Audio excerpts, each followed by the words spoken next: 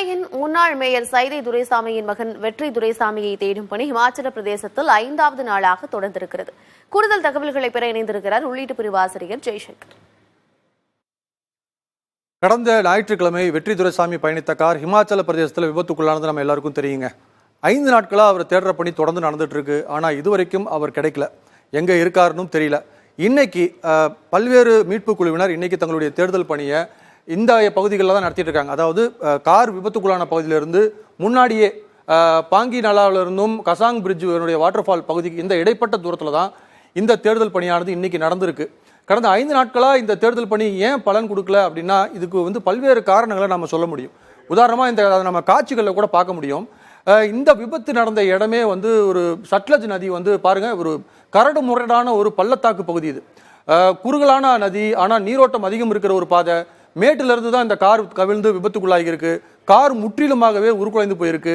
இந்த நதியினுடைய பாதைகள் பார்த்தீங்கன்னாலே பாறைகள் உருண்டு இருக்கிறத பார்க்க முடியும். எளிதாக நடக்கக்கூட முடியாத ஒரு சூழ்நிலை இருக்கு.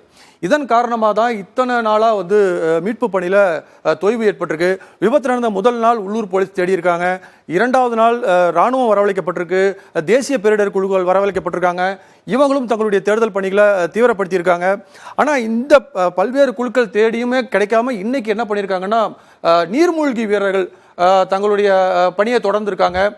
4வது நாளாகவும் 5வது நாளாகவும் இராணுவ தரப்புல இருந்தும் இது என்டிஆர்எஃப்னுடைய நீர்மூழ்கி வீரர்களும் இன்னைக்கு தேடி இருக்காங்க. ஆனாலும் அவர் சம்பந்தமாக எந்த ஒரு தடையும் அவங்களுக்கு கிடைக்கல. பல்வேறு பொருட்கள் கிடைச்சிருக்கு. பார்த்தீங்கன்னா கடந்த 5 நாட்கள் தேடுதல் பணியில் விபத்துக்குள்ளான இடத்துல இருந்து உருக்குலைந்த கார் மற்றும் வெற்றி துரைசாமியினுடைய உடைமைகள் கொண்ட ஒரு பெட்டி அது கிடைச்சிருக்கு. அவருடைய செல்போன்கள் கண்டெடுக்கப்பட்டிருக்கு. அதே போல சில உடல் பாகங்கள், அதாவது மூளையினுடைய ஒரு பகுதி அங்கிருந்து எடுத்திருக்காங்க. அது சைதை துரைசாமியோட டிஎன்ஏவோட ஒத்து போகுதா அப்படின்னு பரிசோதனை பண்ணிட்டு இருக்காங்க. அதே போல கிளம்பி போறதுக்கு முன்னாடி, இந்த விபத்துக்கு முன்னாடி வெற்றி துரைசாமி ஒரு உணவகத்துக்கு போயிருக்காருங்க. அந்த உணவகத்தில் அவர் சாப்பிட்ட அந்த சென்று போன ஒரு சிசிடிவி காட்சியும் நமக்கு நேற்று கிடைச்சிருக்கு. இந்த 5 நாள் தேடுதலில் பல்வேறு விஷயங்கள் கிடைச்சாலுமே கூட இன்னமும் வெற்றி துரைசாமி எங்க இருக்காரு, என்ன நிலைமையில இருக்காருன்னு தெரியல. காரணம் காலநிலை தான். அந்த விபத்து நடந்த இடத்தினுடைய மலை பிரதேசமானது பனிமழை பெய்கிற ஒரு இடம், குளிர் அதிகம் இருக்கிற பகுதி.